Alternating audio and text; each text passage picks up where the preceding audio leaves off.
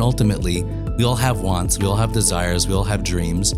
And if it's all about me and what I'm trying to get out of life, then I'm really focused on myself. And I actually think that's actually a strange type of service. And at some point, we pause and we look back behind us and we go, wait, is there something bigger than me? And I turn around, and prayer is that moment when creator and creation come face to face. I know for a lot of people, prayer means like ask for something, get it in return. But so many people don't understand the text, and sitting there mumbling the words, even if you're glancing at the English side, just feels monotonous and boring. Prayer is that time that we really get naked. You just really strip it down, and you need to be open and honest with who we are. I'm Chanala, and this is the Weekly Squeeze Breakdown on Moral Edge. Let's be honest. For most people, prayer is spiritual Amazon Prime. You close your eyes, you recite some words, you submit your order for health, clarity, maybe a parking spot, and you hope the universe processes your request. And then nothing arrives, so you figure you might have used the wrong keywords, or maybe customer service doesn't exist. But what if we've been asking the wrong question entirely? What if prayer was never designed to be transactional? What if it's not about extraction, it's about alignment? Not about a cosmic complaint department, but an internal architecture, a ladder that we climb that rewires us from the inside out. Because here's the thing nobody wants to admit.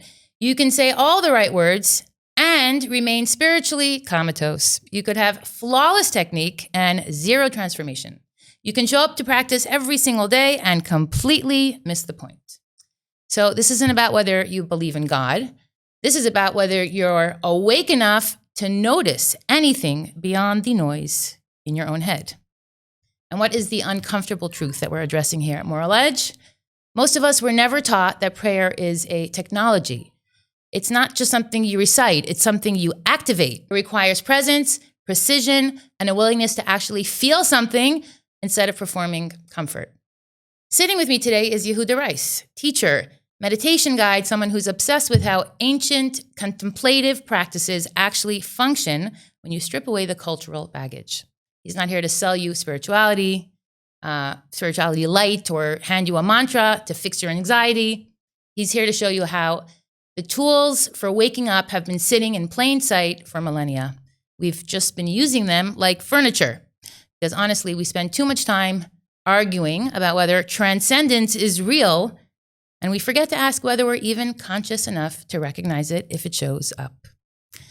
This isn't about finding the right tradition. It's about showing up to your own life with the lights on. And if that makes you uncomfortable, perfect. That's where this actually starts. That's the Moral Edge. Deeper dives, full episodes, all of it on moraledge.com. So let's get into it. Thank you for being here. It's an absolute honor to be here. Great. All right, let's dive in. I think we covered some of the main conversation points that we're going to explore today. So let's start from, we're very straight up here. What if we've been asking the wrong question this entire time? Okay, so you say, or you teach that contemplative practice, it starts with awe, like a healthy fear of our creator, okay? I would actually say it starts a little bit before that. Okay, so you're true, because I learned in school that we have to have love and trust and a connection. So why for so many people does this journey to connect in prayer feel so uncomfortable? That's a great question. Let's get uncomfortable. Let's get uncomfortable.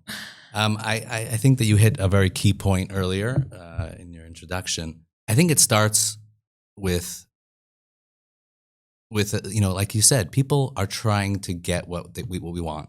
And ultimately, we all have wants, we all have desires, we all have dreams.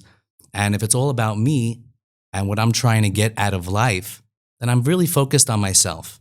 And I actually think that's actually a strange type of service, because service of the divine really means opening up to something deeper. There's something more to ourselves. I'm more than just my desire for a good burger. There's something more out there. And prayer is really that moment, God created us, and we're walking through this world and figuring everything out and mapping out and figuring out how to be successful and how to develop. And we're living in a technological revolution that's just phenomenal. And we're moving forward. And at some point, we pause and we look back behind us and we go, wait, is there something bigger than me? And I turn around, and prayer is that moment when creator and creation come face to face. That's the magic of prayer. And there's a lot of different types of prayer, and we can go wherever this takes us. Well, so already this is accessible for everyone because we're all creations. That's right. And most people that we're addressing specifically on Moral Edge have a spiritual connection to some sort of creator that put them on this earth for a purpose and has a consistent, existing, never-ending relationship that can be nurtured and worked on and strengthened. 1,000%. But I would even tell somebody who says, I don't know if there's a creator, but we all have that part inside of us that says, is there something bigger? Is there something beyond? Even within myself, do I really truly know everything about myself? And when I engage, like when we said, when we turn around and we look back, what we're really engaging with is something of the feeling of wonder, of like, wow, what's really happening in this world? What's really happening in my life? Is there something more? Is there meaning? This is what we've all been searching for thousands of years. And the truth is that religion is really kind of trying to answer that question of what are we doing here? What's the larger cosmic picture? And prayer is that moment when we turn back and we realize there's something more that I'm reaching out to, and we begin to explore that more. It starts with... I'm thinking like, okay, so we, as Jews, we pray 3 times a day, and there's multiple, we try to accomplish 100 blessings on top of that. And you could read the whole book of Psalms. I mean, there's no end to how many hours a day we can spend praying specifically. I know for a lot of people, prayer means like ask for something, get it in return, but it's so much more than that. As someone who's prayed my entire life, we talk about our connection, we talk about our history, we constantly refer to our matriarchs and patriarchs, and we evoke God's favor, and we evoke our, we want to have favor in God's eyes. So it's really a long process, I would even say, praying. And it's, that's why I struggle when people say, I pray in my own language. I go outside and I walk for 15 minutes. Isn't prayer so much more complicated and sophisticated? And that's why it's such a... Well, I definitely don't think so. You don't think so? Okay. I happen to think when somebody says, well, I just pray in my own language, I think that's awesome. And I think that actually, and many of the rabbis and many of the greatest Jewish mystics said, actually, one of the greatest ways that you can pray is by using your own language. Nobody broke out of themselves without looking inside themselves. And if we just, I do believe in the 3 prayers a day. And I actually believe that that's a magical potion, if you want to call it that. Like imagine I was like, imagine if I could bring the greatest minds of today's world and they could give me an hour session, the greatest therapists, the greatest minds, the greatest thinkers, and they could develop a map for me to journey within that would open up my inner world. That's really what the Shemoneh Esrei, the silent Amidah service, the silent part of the davening, where you pause and you stand in front of God and you work through this journey. And this journey, this inner journey, was written by the greatest mystics, prophets, therapists, knowers of the human soul, of the human... You would sign up immediately. Yeah, I would sign up. Right. And is breakfast included? But that was never taught to me. Right. I never learned that until I began to explore. It always felt like a chore. Yeah. And even now, it's nice to talk about this. There are many times that I'm just like, I got to daven mincha. And I go like, wait, you're just going to do a prayer service and just bust it out? Like, what are we doing? But when we actually stop, that map is the greatest map for inner journey. And we need to reframe it. Instead of it being a time to, well, obviously we take time to crown our, the Creator King and to sing His praises and say all the awesome things about our Creator, but it's much more self-reflective and rewarding when we recognize the transformation that happens within. Yes, big time. And I would even say that, first of all, within the prayer, like prayer in Judaism is really, really developed, and yet it's taught like completely just like one single facet. Like you just got to get up and say a bunch of words. And if you want to actually do it, well, then you should really think about those words. But I think prayer not just in Judaism. I mean, I would say in all religions. I don't know. In the Far Eastern religions, I've seen and listened to teachers that really teach you how to go inside yourself. Even just by doing a simple mantra of who I am or I am, and just slowly go in and follow what comes up. Meaning, when you say words, I find myself in the actual prayer service with the book. I don't always get to say everything in the book, but many times I'll find myself taking one verse and just repeating it again and again and again, 10, 15, 20 times. I've had times where I sat and repeated a verse over 100 times, and you just open it up. And then it's quality versus quantity. Well, because for me, that's what I'm looking for. I'm looking to actually create a connection that's real, that's deep. But I don't think that we need to jump in with the actual prayer service. Like we said, somebody who just walks down the street and begins to reflect and they think about something, right? Like, let's say I'm sitting on my porch and I ask myself, hey, Yehuda, how you feeling today? And then I listen and I hear what comes up in my heart and I speak it out. And I turn and I say, Yehuda, how's it going today? I don't know, a little nervous, a little anxious. I have some big things on my plate coming up, and my daughter's bat mitzvah and all these fun things. And I start working it through. And then as I speak it out, I speak them out to God. And then at some point I'll go, hey, God, how you doing? How you doing today? And I know and I believe that you're listening to every word that I say. And I believe that you're right here with me. Maybe I don't always feel it. And I start talking. And then I hear what comes up in my heart. One of the greatest masters of Chassidut, Rabbi Nachman of Breslov, he says in lesson 156, he says, when you listen to your heart and you speak out those words of your heart, those are actually God's words coming to you. And so many times, I was never taught as a little kid, like, hey, you can actually talk to Hashem. Like, if you hear, many people go, wait, what? God talks to us? Yeah, God talks to us. Like conversation, like conversational, not just read the words on the page exactly. in the corner. And he's talking through my heart. So as I begin to open it up and I begin to have a conversation with God and talk out, and let's say I'm going for a jog and I'm walking and I'm reflecting on what's coming up in my heart and I speak it out, that's where you begin to really open up, because you open up yourself. And there's a few other things that happen at the same time. First of all, in the world of meditation, when we're stuck just in our emotions, our thoughts, our physical sensations, so we're, so to speak, living life just from a small part of ourselves. But there's many mind states, there's many experiences that are opened up as soon as we start going deeper into ourselves. And that first step of being able to step out of being stuck in what we call in the books, the nefesh habahamis, the animalistic soul. Because really, in many ways, we really are just like animals. And what is the greatness of man over beast? Well, it's our ability to transcend and to speak, right? And even speaking is the ability to actualize infinite knowledge, right? Exactly. To think about something and then to rethink about it and then to analyze it and then to explore and say, oh, where's that coming from?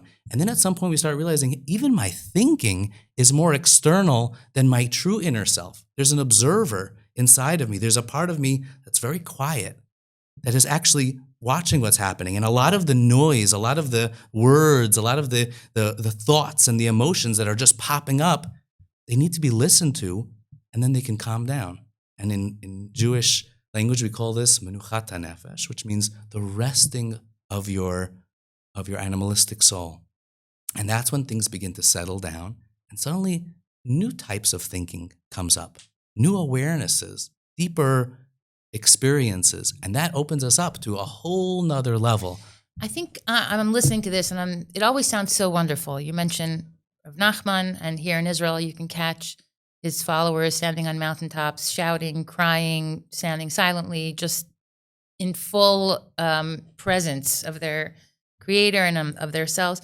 It takes a lot of, I would say, humility, because when you're having that honest face-to-face, you're exposing yourself. No one knows you like your creator. God is very well aware of what you did yesterday, the day before, and what you're thinking about doing tomorrow. Yes. So I think that's what's frightening for a lot of people, that you make a cheshbon nefesh. You have to make a, you're showing up in front of your boss, case review. What did you do this month? And if you're not showing up authentic and your honest self because you're ashamed or, then there's a level of ego there, because then you're saying, Well, if I don't talk about it, it never happened, and I'm still on it. I'm still amazing and great. So let's talk about that, the ego. Yeah. Yeah. First of all, I believe that prayer does do that. I think that actually in Judaism, there's three like core zones, right? You have learning Torah, opening up to deeper learning concepts, learning maps, learning ideas, and then you have action, right? We call gemilut chasadim, where you're going out and doing good in the world, and then you have prayer. Prayer is that time that we really get naked. You just really strip it down. And you need to be open and honest with who we are. That's why Yom Kippur we don't eat. We wear white because it's like we remove all physical restrictions. Yeah, and for sure it gets us raw. Anytime that you do a fast, and that's actually becoming very popular. People are getting very into fasting because it really does cleanse you. Life is so hard. You want to meditate and take food away from me. No, see, but I'll tell you, I love food. I'm a big foodie. I love eating burgers. I love having a good piece of meat. We had the vegan rabbi here last week. So he's not going to be happy when he hears that. well, the truth is, it's in a funny way, I actually believe that life is really all about getting fleischigs, and that's the Jewish word for eating meat. And the reason for that is because getting fleischigs, that's like my tagline kind of, means that you're really getting involved with life. Yeah, Avraham Fried used to say he's looking for meat and potatoes in the lyrics. Yeah, and also we know that in Judaism, if you eat meat, you can't eat any ice cream for 5-6 hours. And to me, that's powerful. Like, I want to have a prayer experience that's so fleischigs, that's so meaty, that I'm living a different experience for the next 5-6 hours. I want to have moments that are so powerful in my life that really connect me to who I am. That's hard. And it's hard to always be in that place. But the more that we open to it, the more that we find our true selves are able to come out. And it's actually a more beautiful life because we're all trying to get to ourselves. But on a low level, I'm like, if I eat that, then I'll feel good. If I wear certain clothes and you can see me this way, that's really like what you were saying about the ego. And the ego is where I'm not comfortable with my essential self. So I'm attaching my identity of self to something external. And that externality could be the clothes I wear or the ideas I subscribe to, or whatever it is, I'm this, or I'm a New York Knicks fan. Like, that's now my identity. That becomes my ego. But why can't I just be me? What's wrong with me? Why can't we connect to our external to him? Well, and recognize that even in our worst moments, so that's a danger as well, because then you have religious extremists where I'm defining myself by what I'm subscribing to. God, and I believe that God actually wants that personal connection with us, which is not about how I tell other people or what I'm showing or even by saying, God, because I'm with you, I'm okay. How about you're okay? Because God made you this way. And that's beautiful to be who you are. And when we can accept the person that we are. And you can show up honestly. That's right. And that's why David HaMelech said, King David, right? B'tach b'Hashem v'asei tov. Trust in God and then do good. Most of us do it the other way. We go, if I do the things that are right, then I can trust that God's going to take care of me. But oh man, you know what I did last night? That's rough. So God's not going to take care of me. But when we start from that other place, right, where I accept who I am, I'm trusting, I'm saying, this is who I am, for better or for worse. And right now, I'm worthy of God's love. Right now, I don't need to do anything. There's no rules that I have to do to be good enough. But from that place, from that place, then we start doing good. And that's a whole different level of doing. As you mentioned, it's like egoless doing or less ego doing. Or based on love. That's what I like. So I was taught, or given the example, let's say with tefillah or with prayer, that it's like, some kids hug their dads and some kids, their dads are a little more formal and right. So if you never hug your dad, and if every time you see him, it's like, hey, what's up, high five, then God forbid, when the moment comes that you need to embrace your father, it's going to be awkward. Yeah. So we're asking, like, just give your father a peck on the cheek every single day, and then when you need a shoulder to cry on, it won't be so strange to have that intimacy. Yeah, that's a lot to put on a kid, though. I think it's really needs to start the other way, and I feel like that's maybe it needs to start from the dads giving the kids the love and the acceptance. And maybe that's also why we kind of have such a hard time with prayer. It's like, God, if I'm really good enough, why am I dealing with so many challenges in my life? And so, okay, I'm supposed to just ask you for stuff. And you want to have a relationship with me? I can really have a personal, intimate, loving relationship with you? What's in it for him? What's in it for me? You want to, like, with any relationship, like, is it transactional? What's Good. I don't believe any relationships are transactional. I think to me, any good relationship worth having. Yeah, correct. Thank you for that. That's true. I believe that relationships open us up to seeing what's beyond. You know, as the great master Hillel said, like, if you want to know what Judaism is, it's love your neighbor. Meaning, start getting out of yourself, because being stuck in yourself, no matter how good it is missing the point. We need to learn to transcend ourselves and to find to so to speak. You know, I'm going to hand in a lower identity of myself for a deeper, truer, more authentic, more aligned identity of myself. And this is, I believe this is a lifelong journey. I mean, maybe there are some that say that they've already gotten there. You know, I don't know, Eckhart Tolle, he's awesome and learned so much from him, but I don't know if he's there. But I think that it's a lifelong journey that we're going on of inner growth, of searching for that beyondness. Sometimes the deeper you go, the more you realize your eyes are open. You see the work that has to be done. That's also a big fear for people. Once you start peeling away the layers, and reflecting, and you become on a higher level, suddenly the things that you analyzed before look different. That's right. Yeah. Looking in the mirror is hard. Yeah. Looking in the mirror is hard for all of us. You need good lighting. I'll tell you an interesting thing. In my groups that I run, one of the things that we do at the end of each group, we start off with a little meditation, then we usually explore some concepts, and at the end, we sit around and each person gets a chance to share deep, heartfelt talk, and it opens up, you know, as the groups, some of my groups are running for many years. And just recently, I started a new group. And one of the things that we do before each person shares is they say their name. So, you know, I'll say, you know, what's your name? Hi, I'm Yehuda. And everybody says that person's name, but one at a time. You go around the group, and everybody says your name to you.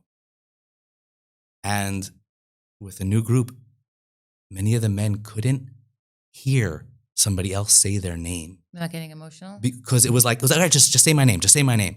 And we go, wait, when I hear my name being said, it's almost like I'm being called up, like you are something valuable. Even, you know, in Judaism, when you get a bar mitzvah, you get called up to the Torah. And what do? What's the whole thing? Is that they call you by your name. And they say, you are someone who needs to play a role here. God and all of us want you to be the best you, to shine you. The individual matters. Yeah, be you, and that's your name. Your name is the first something that we begin to identify other than our true self, and that's why that becomes the handle to get into ourselves. And many times in prayer, like when I pray, many times I'll start off my prayer service by pausing and say, "Hi, Yehuda, how you doing?" And I'll say, "Hey, God." And I'll say, "God, Yehuda's here to talk to you, and Yehuda, God is really listening."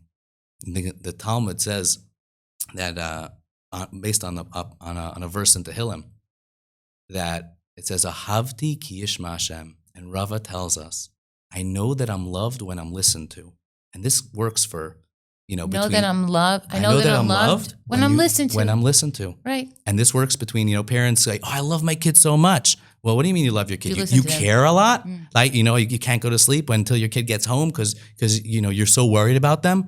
But that's beautiful. You care a lot. But love is expressed when we actually sit and are present with another. And we actually listen to what's being said. And when somebody says my name, wow, I show up. You're hearing me?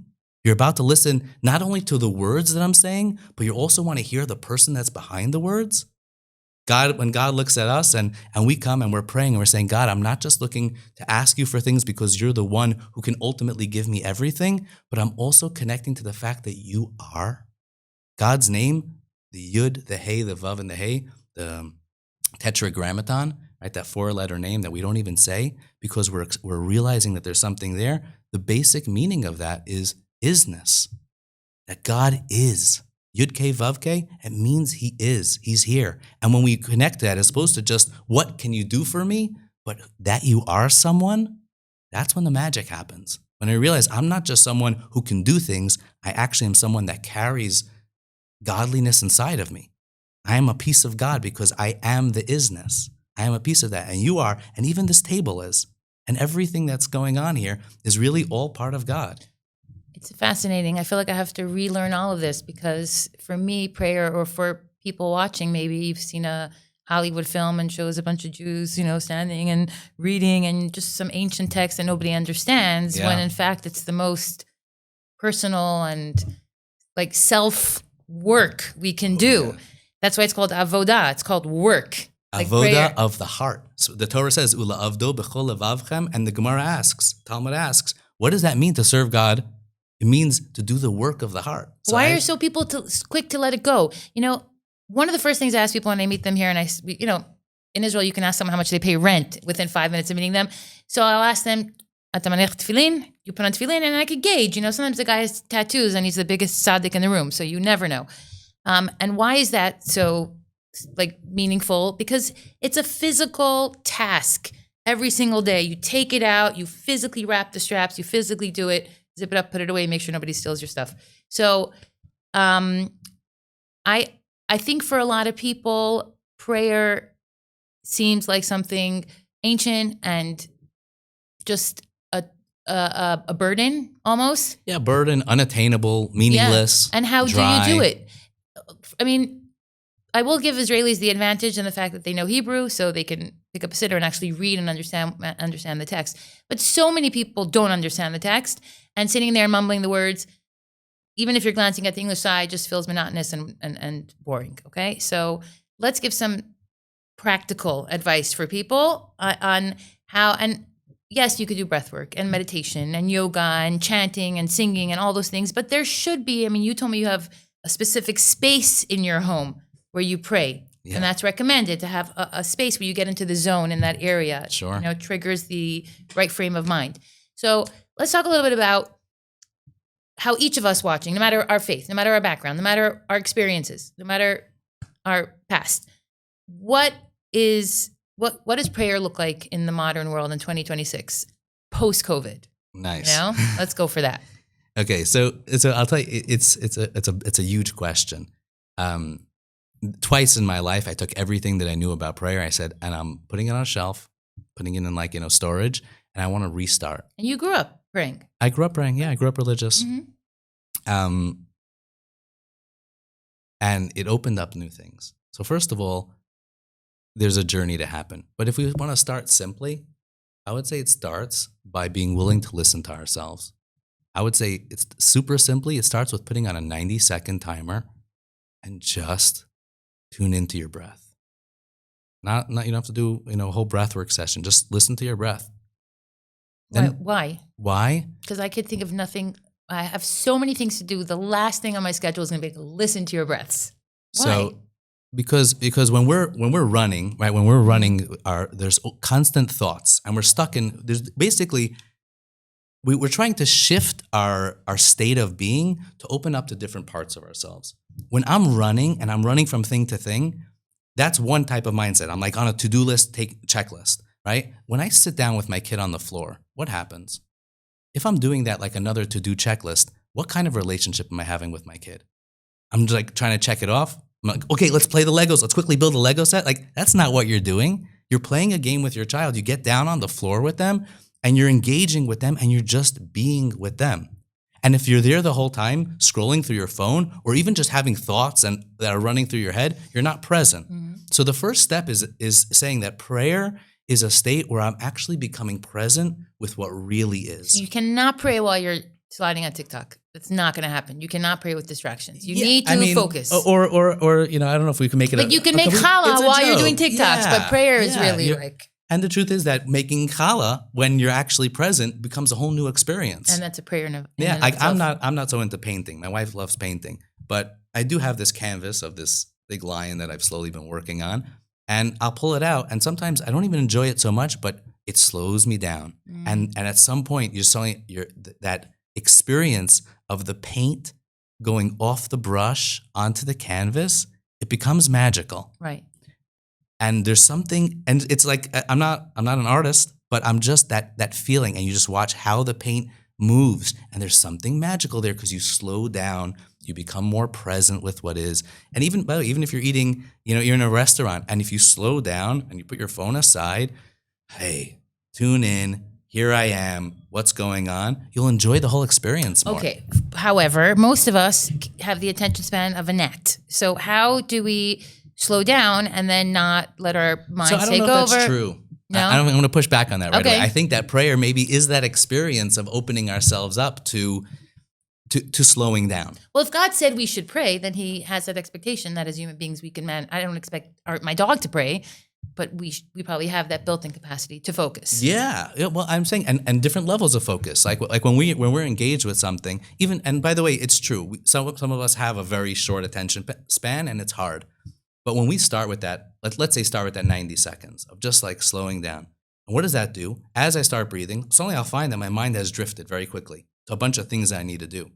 And I'll go, oh, wait, I'm supposed to be doing my 90 seconds of breathing. I'm even worse. I think to myself, all my to-do list goes up. And then I Exactly. tell myself, well, pray for that your to-do list should be smaller. But then I think, well, if I could go take care of my to-do list, maybe I don't need to be busy praying the whole day. I could just go do the That's stuff. right. You know what's even better sometimes is that like when I'm doing that, suddenly all the things I really need to do come up, the things I've even forgotten about. Yeah. So maybe first of all, maybe before we even start prayer, the first a thing we list. should do is that's the way to make a great to-do list. Right. Because when my brain's running, then I'll, oh my gosh, I forgot this. Feel frazzled. That's right. And what does that do? Suddenly I slow down, and suddenly there's some part of me that's actually talking to me, right? When you're sitting there and slowing down, and suddenly your brain is telling you that there's something on your to-do list to do. How interesting is that?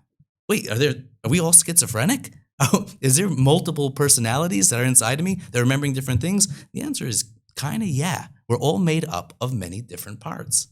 And we need the quiet part. Well, we want to start to get to know all those parts. We want to be able to know, how do I access those different mind states? How do I actually spend a moment with my spouse that's meaningful and not just another thing on my to-do list to do, even though it's number one on my to-do list, but it's got to get off that to-do list. So you're saying spending time with your wife could be a kind of prayer? Anything you do with focus and yeah, so it's a hard question to answer, because we started jumping off. We're trying to say, like, how do we do simple prayer? And we keep on there's so many different parts to it that we're kind of getting into. Okay. And it's a journey. I think you have to learn all these things so that when you actually sit down, it all comes together. For sure. The more that we learn about it, the more that we explore, the more that we're curious about it. And maybe getting into it kind of for different people, it's like, first of all, some people might hear this and go, wait, I can really get to know myself? That's cool. Because I don't feel okay with myself. For another person, it might be their anxiety and stress that's just pushing them and saying, I need to find something. For another person, it might be struggles in their marriage, or struggles with their kids, or struggles with their finances, or maybe just the world is just so overwhelmed. Whatever it is, What if you have a there's therapist? a stimulus. And what if you are taking care of your mental health and you're exercising and you're doing all the work? You're doing all the work. You do yoga and breath work and everything. Do you still need to pick up a prayer book and speak the words? I think so. Why? I think so. Because all the therapy in the world and all the exercise in the world helps me to a basic state of alignment. But then I want to open up to the deeper parts of ourselves, and prayer opens up those next levels. And like we mentioned before, let's say with like a raw type of prayer where you're actually speaking words out to God. So you pause for a second and you realize, hey, let's take a real simple exercise that, let's say, anybody could do. Pause, go into my room, go for a walk, whatever it is, and just pause and say, I'm taking a moment now to be me and to stand in front of God, whatever that means for you, whatever your conception of God is. And if you don't believe in God, we can even say, just take a moment to really be you. And what you'll do is you'll start right there, start listening to your heart, start speaking out what's coming up for me. And if there's things on my to-do list, take a pad, write down those things on your to-do list as they come up, and put it on the side and say, right now is time to spend with me, being real. And if we find uncomfortabilities come up, notice it. A great practice is to start with a body scan. Just feel, move through your body, start with your feet, feeling them in your shoes, hear the words and move through your body, and then move to the next stage. What emotions are coming up for me? What are the thoughts? And start speaking them out, talking to God. I've done this with teens where we start talking about God and they go, okay, this is interesting. I say, listen, how about this? For 2 weeks, don't ask God for anything, but for 5 minutes a day, just start telling God about your day. Tell him what's going on in your life. And I say, you're going to see something magical is going to happen. And then after 2 weeks, you can start asking for things again. And I remember this a bunch of years ago, I had a teenager, and he calls me up after about like 6-7 days. He's like, Yehuda, I made a big mistake. I said, what happened? He goes, I'm doing the thing. I'm talking to God every day, but then I needed something and I asked God and he goes, but God answered me. He's like, is it okay? Glitch in the matrix. He's like, is it okay? I was like, of course it's okay. I said, but how'd you ask? He said, I told God, I know I'm not supposed to be asking you for things because Yehuda told me we're not supposed to ask for things yet, but I really need this. And if you can help me get it, and if you say no because it's not 2 weeks yet, I totally accept that. By the way, that's one of the secrets of prayer. Because when we pray like that, we're telling God what we want. We're being vulnerable and authentic. But you're not entitled. But exactly. And I'm saying, I understand, God, that you're something bigger. I don't know what you are. I don't know who you are. But I'm open that there's something beyond. And I know that you are the source of all good that's coming into this world. When we understand how great God is and then how finite our requests are, it's almost like how is God supposed to channel that I get a new TV? Like, how does that even happen? Yeah. But you know what? It does. Right. But it does, because I think also when we do this inner work and we start transforming internally, we meet the world in a different way. Yeah. We meet our challenges in a different way. We're set up for the day. That's why we pray first thing in the morning. We're set up before we go to sleep with a healthier frame of mind. And then, or in midpoint of our day when things get hectic and you're about to have a panic attack. So then that's where the transformation comes in. Yeah. But I want to ask for people who are... Can I just throw in one point quickly? You could throw in 2 points. Okay. Yes. So you mentioned something about God caring about the finite. I think that one of the magical things about prayer is that we start realizing that God really does have an interest in the minutia. God wants to know what's going on in your life. God put you here because you're on a mission. You're here for something, for some purpose. What is that? I don't know. Explore. Ask. You are significant. You are very significant. And even those small things, like you mentioned that TV, God is interested, and he's involved to that point. The creator of the world, who's all the way out there in the beyondness, in the infinity, something that I can't connect to because who am I? I'm so small and little, but God cares about that over here. And this is at the essence of Jewish belief. Maybe other religions as well, but it's the essence of Judaism is that God who's out there connects to right here. And we even have words that express this concept of, we say, Kadosh, Kadosh, Kadosh, Hashem Tzevaot, Meloch al Haaretz Kevodo. What does that mean? Sanctify God's name. Kadosh, Kadosh, Kadosh is saying holy, holy, holy. What is holy, holy, holy? It's saying, God, you're so out there. Like imagine if I imagined the holiest thing I could imagine, right? Whatever it is in your mind, maybe the holiest place you've ever been to, your holiest moment. And imagine if you start combining all your holy concepts in your mind till it's like, wow, that's so holy. That's the first level because that's your conception of holiness. Then we go, God, you're even above my conception. You're that thing that's beyond that conception. You're even bigger than that. And then I say, God, you're bigger than my conception. You're bigger than the things surrounding my conception. You're completely, in some ways, unknowable. However, that line ends, Melo kol haaretz kvodo. Your experiential reality comes all the way down into the lowest places. That means, God, you're out there, but you're also right here. You surround the worlds, but you also fill all worlds.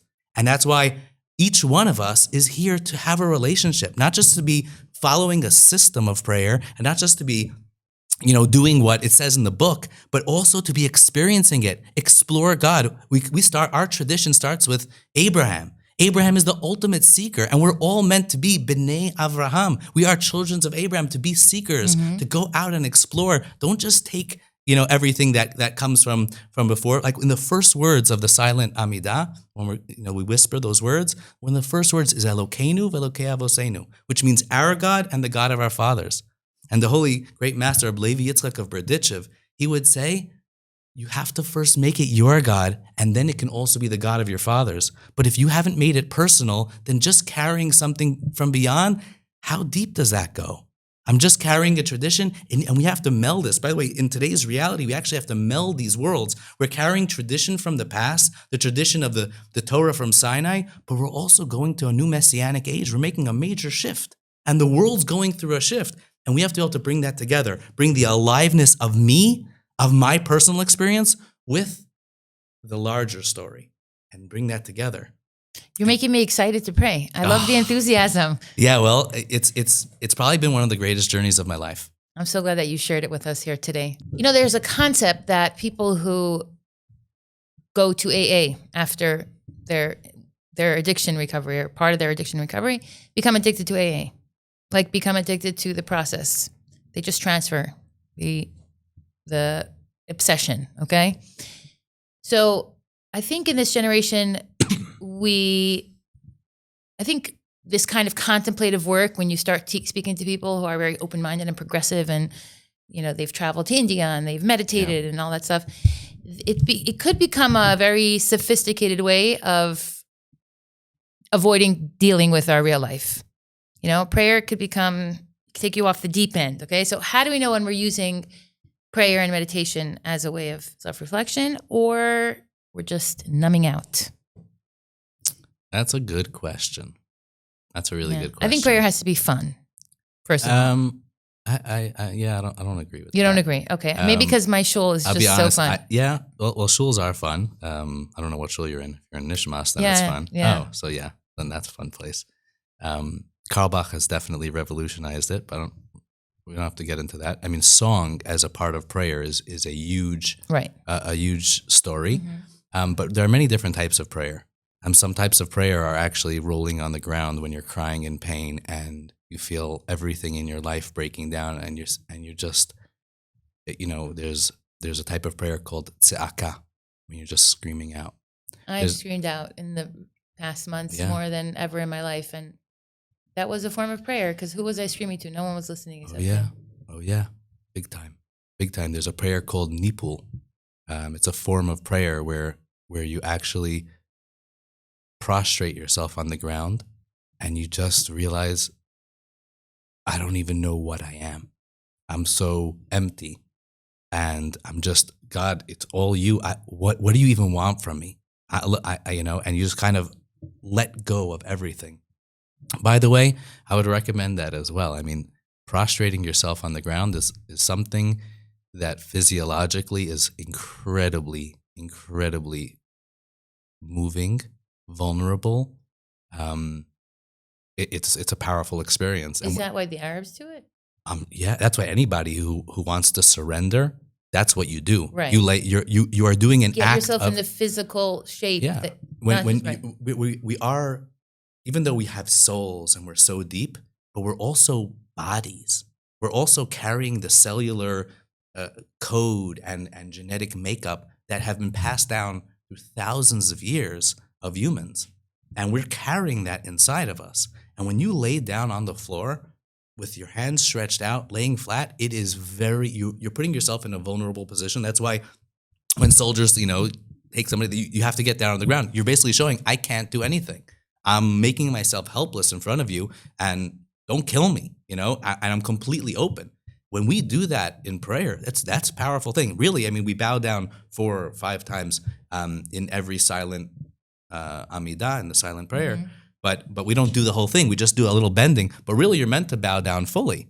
And I would highly recommend, in the privacy of your own home, give it a shot. Even do it on your bed. It's definitely a little softer, a little easier, but it's a very vulnerable feeling of laying down and saying, God, I'm in front of you. You're my everything. Right. Well, in the Christian prayer space, there's the concept of getting on your knees to pray before bed. Well, that's also a form of bowing down. My grandmother, actually, she recounted in her interview with the Shoah Institute about her Holocaust experience that her Polish nanny used to take her once a week to church. Wow. And that she did not let my grandmother get on her knees. And she said, you're Jewish, and this is not the way you pray. Wait, she took her to church she used to take her through to church the war? She was her nanny, and my great-grandparents were secular, and she was watching her, and she brought her into the church when she didn't. But she remembers that they would get on their knees and pray, and she said, not for you. Wow. Yeah. Wow. But what my point is that you're saying the physical posture evokes the right mindset. Yeah. So many of the laws, like the detailed laws surrounding prayer in Judaism, at first just seem kind of like, just like external structure. But each one of them every external structure allows for an inner experience to happen. So for example, if, like even right now, we're playing a game, right? We're having a conversation, we're dancing in talking about ideas and exploring things, but there's a structure to it. And that structure enables us to be able to share, enables us to be able to connect. Even within myself, like if I want to be able to share something very vulnerable, I need someone who's actually going to be really attentive. and then not just be playing, for show. Mhm. It has to be something authentic. I mean, that's what a good therapist does. A good therapist is not just listening, they're really listening. And, we have a tradition from the Baal Shem Tov about listening. When you really listen to someone else, that you don't need to even say anything. Listening can already evoke the healing. So remind me of the original question again, because we kind of got So side. I was saying that people might use it to As an it escape? become gimmick, like as an escape. But you're saying obviously the aspect of honesty, but you're saying, but physically put yourself into the action of prayer, Yeah. and then you'll realize how. Right. Well, prayer has so many different parts, and I want to get into each one of these different parts. But one of the aspects of prayer is actually tapping into what do I really believe. And there's some parts of prayer that are exploring how I'm feeling right now. But then there's parts where you start getting what do you into really believe? what do you really believe about God. And as you work through prayer, you're working through the different parts.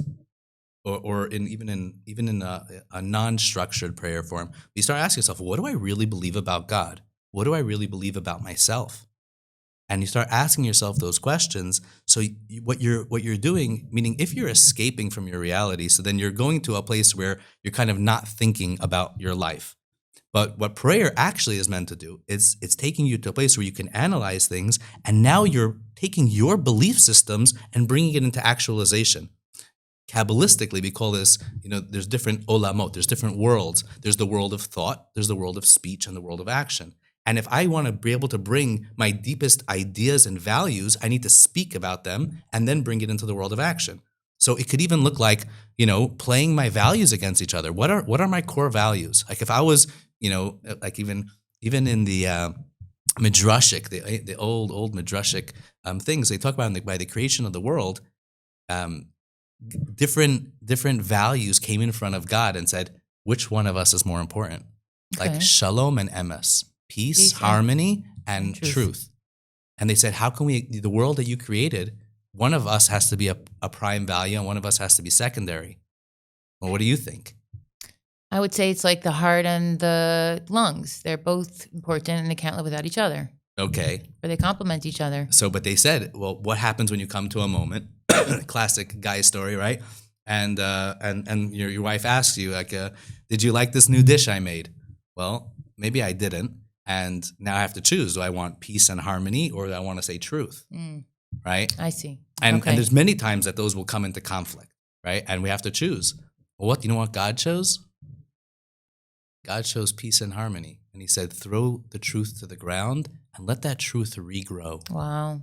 And we regrow truth. And by the way, our greatest master, Moshe Rabbeinu, did this. Right? He came down he came down with the tablets of God. And in those tablets it says, thou shalt not have another God before me, or you shall have no carved image, right? And he sees the Jews are standing there and they have a carved image of a golden calf. And he goes, what do I do? He goes, but I also know that there's a truth of that God loves the Jews. Without the Jewish people, the world can never be shalom. It can never be peaceful, harmonious. It can never be complete. And so he didn't know what to do.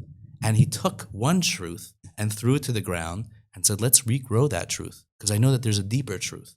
And the truth of harmony, the truth of peace, is an even deeper truth than maybe our first truth. So sometimes in our life, we sometimes might need to break some of our belief systems and say, I need to work it and figure out what's deeper than this. Why am I hating this person for no reason? Why do I have a dislike? And we work it through and go, where's that coming from? Do I need to tap in? And sometimes to get to that next place. And by the way, this is why we call planting zraim, which means when you plant a seed, you're taking seed, you're taking what could be eaten, a truth, it's real. But we put it back in the ground and say, let's grow it again. And it'll give you an even bigger harvest. Wow. Powerful stuff. Powerful stuff. I think there's also this assumption that if you do the inner work, that everything on the outside is going to align. Because you were saying, to go back for the beginning of the episode, you were talking about how this student, he was rewarded for his prayers, it happened for him. So I think we expect we're going to have better relationships and make more money and more clarity, but it's not true. Sometimes the more you put into your spiritual life, the messier life gets. How do we? I guess what we're saying is how do we not tie the results from all this work to our lives and realize that two different things are happening. Your life is happening. Yeah. Your prayer should still be happening. The transformation is still going to be happening. It doesn't necessarily mean that things are going to transform the way you want them to, but you will transform. Yeah. I think that that's an essential part of being in service of a higher power. You mentioned AA before. That's one of the key elements. The key elements of AA is realizing that there is a higher power that is really running things. And it's about submitting our lower desires in front of a higher power and then allowing that higher power to enlighten us with new and deeper ways of living. And so, yeah, sometimes things are not going to always, work out the way that we thought. Like the guy who's sitting in synagogue the whole night praying might be the poorest and like the biggest miskin, the biggest nebuch in the community. Like it doesn't always. That's true, but I'm saying it depends on how you're judging. But he might be the happiest in the community. So I'm saying it could be that those are all true, and rating one person as lower or higher doesn't necessarily. I mean, it depends on what framework you're choosing that in. Let's say we say when there's a terrorist attack across the world, everyone sends their thoughts and prayers, right? Yes. So what are we sending? Okay, that's a great question. We're sending our inner work? But so that's a great question. I don't know if I have the real answer, but I do have mine. Okay. But I also could take a stab, but go ahead. Let's hear it. Okay, good. Let's go. You go first. No, I'm just thinking we send our prayers. What does that mean? That means that when God judges the world harshly, anyone with a half a brain recognizes it's something that we're all responsible for. So we each have to take a moment and we say, we're not sending the prayers. We're actually praying and we're taking a moment of self-reflection. Why did God get to the point where he's killing my friends and peers, even across the world? Beautiful. Yeah. And yeah, I think. Okay. What's your take? Awesome. No, I'm sure yours is deep and divine. That is deep and divine. I don't. So what is it that? I'll tell you. Why do people always say that? And most people don't even pray. They say thoughts and prayers. They literally don't even stop and pray. They just say thoughts and prayers. Right. Well, okay. So first of all, that's a good thing. Meaning, if you're saying something and you're not actually doing anything, what are you doing? I mean, so you're saying just posting on Instagram a blue square is not enough? I think that's definitely one of the challenges with social media. And the truth is, it's a challenge of being anywhere. Like when somebody says, "Hey, how you doing?" Are they really asking how you're doing? Wow, thank you so much for asking. Can I actually share? My therapist didn't answer. Oh, gotta go. Sorry. Right, wait. What did I say that made you do that? You asked me how I'm doing. Well, we don't mean that. So there definitely is a game. And by the way, there is something about even just on a social media post when you see something and somebody's expressing a hardship and you go thoughts and prayers. There is something there that you're putting out. It already is something. Even just writing the words thoughts and prayers already is a prayer. And so I think that first of all, we should do the opposite. We shouldn't minimize things. We should see how valuable even the smallest bit. But I think that there's actually a whole nother game going on that's happening. There's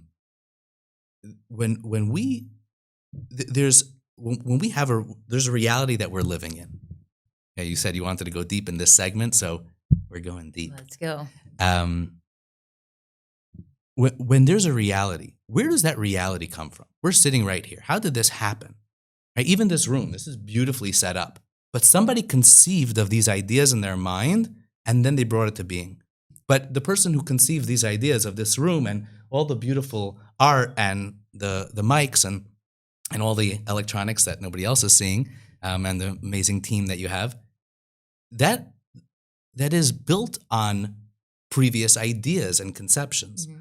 And so slowly, basically, we're bringing things into being by drawing them into our minds. Even in today's world, we see this more than ever, right? If you can conceive of it, we can make it happen. Maybe we have to throw a lot of money at it, right? They even say this in the medical world, right? Basically, any disease, if we throw enough money at it and enough talent, like we can figure it out. Mm-hmm. So on a deeper level, what does that mean? It means that reality is built on conceptualizations or our ideas, right? We even have, in the secular world, we have this the law of attraction, and in the Jewish world, we have these ideas that your belief systems, your emunot, your bitachon, your beliefs, and your sense of security and the ability to trust in God, you can actually bring things into being. That's because this world is just the outer expression of what's going on inside, right? Like the computer is not the screen. The computer is actually the brain behind it. And so the way that humanity channels ideas makes this world run. And each one of us is actually a little piece of creating reality. Now, in each one of us, we have an effect. So in my world, I can affect only so much. But when I speak, and let's say there's thousands of people that are listening, each one of them now are getting these ideas. Now it's spreading a little more. So suddenly my unique channel of how I understand how reality works actually expands. Now, what we're actually doing, each one of us, the Jewish people, are meant to be a light unto the nations, which means we have a unique relationship with God, that we're meant to be guardians of the world. We're meant to be here and channel God and reflect him into this world. We're meant to be moon people. God is the sun, we're the moon. We reflect the light of the sun to the side of the world when it's dark. And so therefore at nighttime, when there's a full moon, you actually can see. Each one of us is a little bit of shining that light. And when something happens and we all suddenly shift our minds and all suddenly start putting our thoughts, the power of those thoughts actually has a real powerful effect in this world. And this actually goes, to a whole nother idea. So prayer is good for society. I believe so. And I believe, as Jordan Peterson said, like, even if you don't believe in God or believe in it, but if you just pretend that there's a God and actually pray and do this game, we end up being a much better society. I mean, morals and values and community, like priorities. So, but actually, if you actually believe that it's real, then it actually how much more so? Exactly, it opens up even more. Well, speaking of Jordan Peterson, I mean, he's the master. He makes it look easy because he's so brilliant and everything. But some of us, we don't have the time, the resources, the mental stability, I would say. So when we talk about all these practices, can prayer help people who have real serious issues? In other words, is spiritual transformation available for everyone? Is it available for everyone? Did God give us all the key to prayer?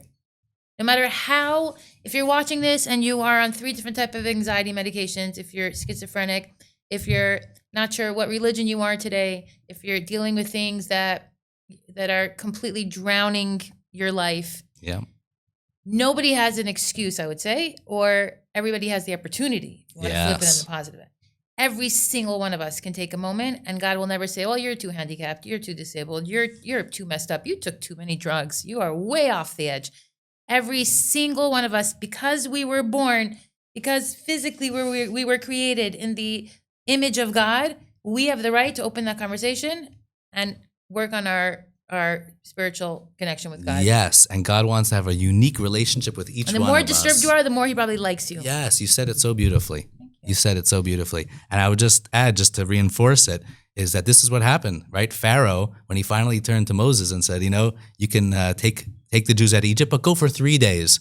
And, just take the men of prayer age, let us say. He kind of said, and Moses turns back to him and goes, that's not how this works. We're going to go with our young and with our old, with everything that we've got, because every person has a unique connection to God. And the truth is, we can't even know what actually we need because we're always open to the next experience. As he says, we won't know exactly how to serve God until we're in the next moment. So we have to always step into. We don't know how to serve God until we're in the next moment. Meaning, what do you mean? He tells Pharaoh that you're saying I should go out and just take the types of animals that we're going to do as sacrifices, and just with the priests and just with the certain people in the community. And he says, no, we're going with everybody and with everything, with our cattle, with our sheep, with our belongings, because everything in our life is meant to be brought into a state of alignment and connection of service of God and shining God through it. So it means that even my car is it's another tool and a vehicle that I can now shine God through this in my life. The way that I dress can even become a way of shining light into the world. The way that I act, obviously, is a way of shining light into the world. And every single one of us is part of this game. And every one of us is integral. An integral part. And that's also, we have to realize, that's why prayer is not just about everybody doing it. It's about building your unique connection. And that's why it's probably why it's so hard to teach. Because, Because you can't systemize it, and schools love systemizing They things. do, and that's why I had this argument with Alan Dershowitz, Professor Alan Dershowitz, on this topic, and I was speaking to him about how the Lubavitcher Rebbe was devastated when they removed a moment of prayer from schools, let alone a moment of silence. And Alan Dershowitz felt like schools should be, completely unbiased when it comes to anything regarding faith, and that children come from all different backgrounds. And what if two parents are atheists, and why should I pray in school? And the Rebbe's argument is that if you don't teach children that there is a God, you are effectively teaching them that there isn't a God. Yeah. So when you create, I guess, and we'll wrap up with this, but when a person creates a vacuum, I would even say, when they refuse to have that relationship with God, okay? And in that vacuum is where a lot of the bad stuff starts to fester. Yeah. So you can't avoid it. You can't avoid it. Yeah. You can't avoid the soul searching. It's going to, can one live a life prayer-free, completely tune out to God and not feel empty on some level? I think that we're all hunting for that piece that's missing inside of us, and we don't know how to fill it. And if we try to just fill this hole with another bit of food or another pleasure or another flag or another flag or another another idea, cause, it's never going to fill it because humans, we're created with a God-sized hole, and until we find our partner, we're going to be empty. Humans are created with a God-sized hole. That's right. And it's so infinitely big that the only one that can fill it is the infinite himself. And if we start, if you try to fill that hole with, with something else that's going to try to make you feel good, you're just going to see how vast that hole is and how empty we are. And how it can never be filled. And the world is seeing it, and we're on the way towards that ultimate, full revelation of that alignment, where people will be filling that space where God is re-entering the minds of man. It started with Sinai, right? Up until Sinai, God was kind of this idea that was outside, and Sinai brought, the truth is that the Exodus from Egypt and Sinai together, it brought God into this world. Wow, God actually cares. This is my B'ni B'chori Yisrael. This is my nation. This is my people, and I'm going to be for them a God, and they're going to be for me a nation. And what does that mean? Is that our job is to shine God's light to the whole world. We're meant to show everybody we're all part of this. God created everything. And our job is, it's not that we're better than anybody else. We just have a mission to do. We have a responsibility to get out there and shine this light out. We have a tremendous tradition. We have a wealth of a wealth to share with the world. And we got to do it. And start from the inside out. Yeah. It starts with ourselves, yeah. Good stuff. I'm going to go pray. If it's not Shkia yet. Even if it is, fantastic. You still should. Yehuda, where can people find you? Where can people find your work and learn more? So we've been building up an Instagram account on YouTube where you can go to Race Brothers. That's RAICE Brothers. You have a series on prayer. You have a series. Yeah, if you go to the playlist, you'll see there's lots of cool things out there and short bite-sized stuff too. Yeah, yes, we have lots of shorts that we're doing. Just binge watch last night. Yeah, and some cool series. The prayer series is actually very interesting. It's more text based, but it really opens up 10 different forms of prayer. And goes into each one and what it means and it's really my own journey. Like I kind of just went back to the text and re-explored it.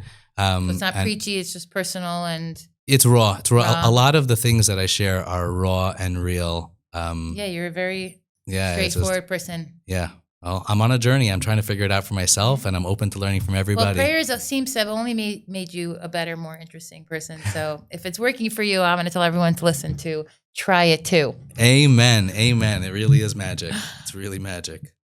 Thank you so much for having me. This was magical pleasure. itself. Yes, it was. Yes, it was. If this conversation stirred something in you or unsettled you, which is honestly even more useful, stay with it. Don't rush to fix it. Don't immediately try to turn it into a productivity hack or a new morning routine. Just let it sit. Just let that discomfort sit. That discomfort, it's not a problem to solve. It's information. It's your system telling you that something needs attention. Yehuda, thank you for going there with me. This is the kind of conversation that doesn't happen enough. And I'm grateful that we got to do it here in the Holy Land on Moral Edge. For everyone watching, whether you're subscribed or not, The work isn't about getting the right answers. It's about staying awake to the questions. And that's harder than it sounds. I will see you next week. This is Moral Edge. I'm Chanala. Stay sharp.